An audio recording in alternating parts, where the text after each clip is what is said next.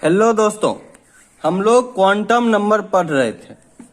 आज हम लोग एजीमुथल क्वांटम नंबर पढ़ेंगे। एजीमुथल क्वांटम नंबर शुरू करने से पहले हम लोग कुछ पुरानी यादों को ताज़ा करेंगे। हम लोगों ने प्रिंसिपल क्वांटम नंबर के बारे में पढ़ा था कि वो सेल के बारे में बताता है। अगर प्रिंसिपल क्वांटम नंबर का वैल्यू 1 है तो फर्स्ट सेल, 2 है तो सेकेंड सेल और 3 है तो third shell. Azimuthal quantum number subshell के बारे में बताता है। तो पहले हम लोग ये पढ़ चुके हैं सेल और सबसेल वाले वीडियो में कि अगर फर्स्ट सेल है, यानी कि अगर प्रिंसिपल क्वांटम नंबर का वैल्यू 1 है तो उसमें एक ही सबसेल भी होगा। अगर सेकेंड सेल है तो उसमें 2 सबसेल होगा और अगर थर्ड सेल है तो उसमें 3 सबसेल होगा। और हम लोग प्रिंसिपल क्वांटम नंबर वाले वीडियो में ये भी पढ़ चुके हैं कि अगर n का वैल्यू पता है, सेल नंबर पता है, तो उसमें कितना ऑर्बिटल होगा ये हम लोग n स्क्वायर की मदद से बता सकते हैं।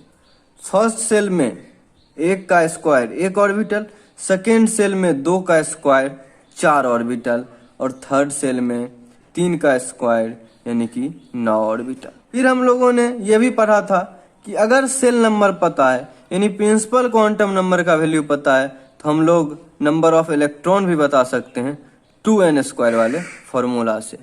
ये जो सबसेल है कि फर्स्ट सेल में 1 सबसेल, थर्ड सेल में 3 सबसेल, फोर्थ सेल में 4 सबसेल, इन सबसेल को भी नंबर के थ्रू रिप्रेजेंट किया जाता है।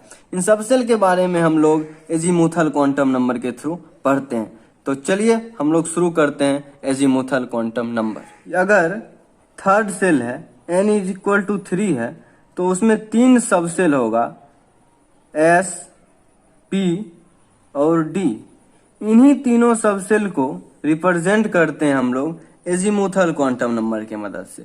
एजीमुथल क्वांटम नंबर का वैल्यू जो है वो 0 से लेके n-1 तक जाता है। जैसे यहीं पे हम लोग नंबरिंग करें तो S को 0, P को 1 और 2 ऐसे देते जाएं तो हम लोग 2 तक जा रहे हैं, जबकि यहाँ n का वैल्यू 3 है तो ये 0 से 3-1 यानी कि 2 तक जा रहा है। सिमिलरली अगर हम लोग n=4 ले लेते, n=4 तो उसमें 4 सबसेल होता S, P, D और F। और अगर हम 0 से नंबरिंग करना स्टार्ट करते तो S के लिए L 0 होता L का वैल्यू, P के लिए 1, D के लिए 2 और F के लिए 3। तो यहाँ पे भी हम लोग 4-1 3 तक पहुंचे। तो L का जो वैल्यू है वो n पे डिपेंड करेगा कि कैमा सेल है और L का वैल्यू 0 से लेके n-1 तक वेरी करता है। अब हम लोग ये भी देख ही चुके हैं कि अगर L का वैल्यू 0 है तो वो S सबसेल को रिप्रेजेंट करता है, अगर L का वैल्यू 1 है तो वो P सबसेल को रिप्रेजेंट करता है और अगर L का वैल्यू 2 है तो वो D सबसेल को रिप्रेजेंट करता है और L का वैल्यू अगर 3 है तो वो F सबसेल को रिप्रेजेंट करता है। यहाँ पे सबसेल के अंदर जो ऑर्बिटल होता है उसका शेप लिखा हुआ है। हम लोग शेप ऑफ ऑर्बिटल अलग पढ़ेंगे एक सेपरेट वीडियो में। अभी हम लोग एजीमुथल क्वांटम नंबर पे कंसंट्रेट करते हैं। तो अगर कहीं पे लिखा हुआ है 1s तो इसका मतलब ये फर्स्ट सेल का S सबसेल है। तो इसके लिए प्रिंसिपल क्वांटम नंबर हो गया 1 और एजीमुथल क्वांटम नंबर हो गया 0। Principal quantum number first shell को रिप्रेजेंट कर रहा है और azimuthal quantum number S subshell को रिप्रेजेंट कर रहा है। अगर यहीं पे 4D होता तो 4 हो गया सेल, तो ये यहाँ पे प्रिंसिपल क्वांटम नंबर का वैल्यू हो गया 4 और D हो गया सबसेल। तो सबसेल में आपको पता है कि S के लिए एजीमुथल क्वांटम नंबर 0, P के लिए 1, D के लिए 2, तो यहाँ एजीमुथल क्वांटम नंबर का वैल्यू हो गया 2। तो इसी तरह से अगर वो प्रिंसिपल क्वांटम नंबर और एजीमुथल क्वांटम नंबर दिया हुआ है तो आप सबसेल और सेल बता सकते हैं। वहीं पे सेल और सबसेल पता है तो आप प्रिंसिपल क्वांटम नंबर और एजीमुथल क्वांटम नंबर बता सकते हैं।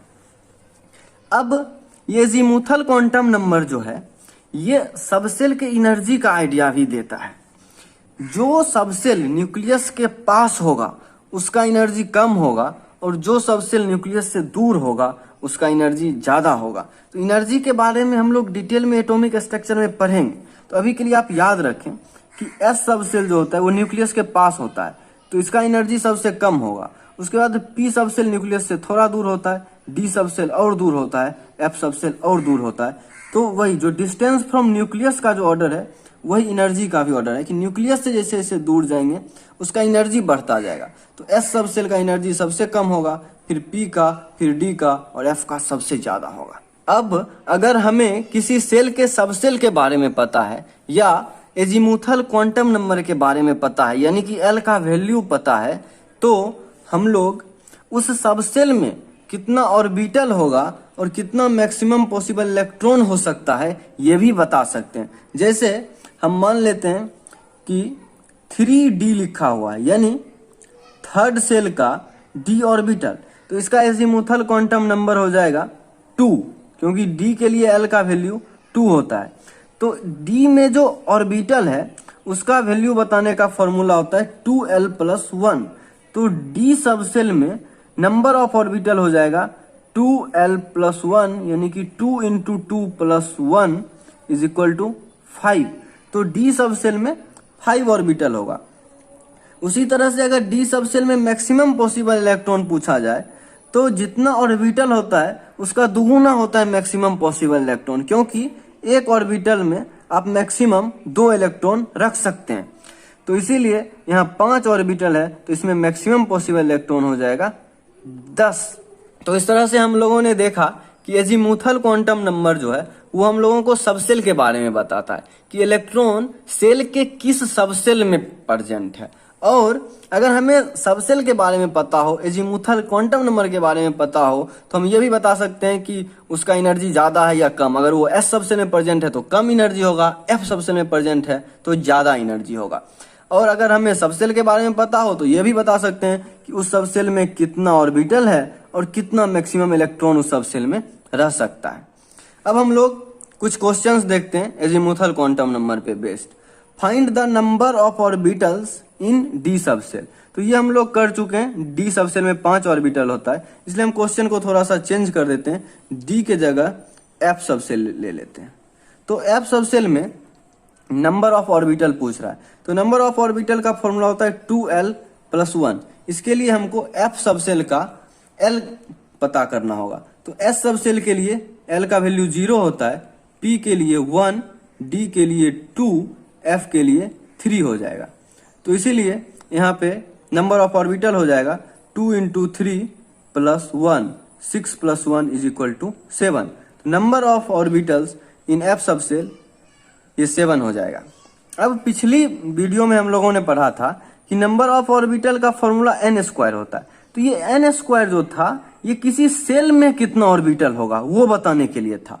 ये 2l+1 जो फॉर्मूला है ये किसी सबसेल में कितना ऑर्बिटल होगा ये बताने के लिए।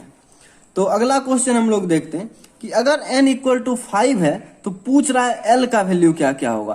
तो l का वैल्यू 0, 1, 2, 3 और 4 तक होगा, क्योंकि हम लोगों को पता है कि l का जो रेंज है वो 0 से लेके n-1 तक होता है।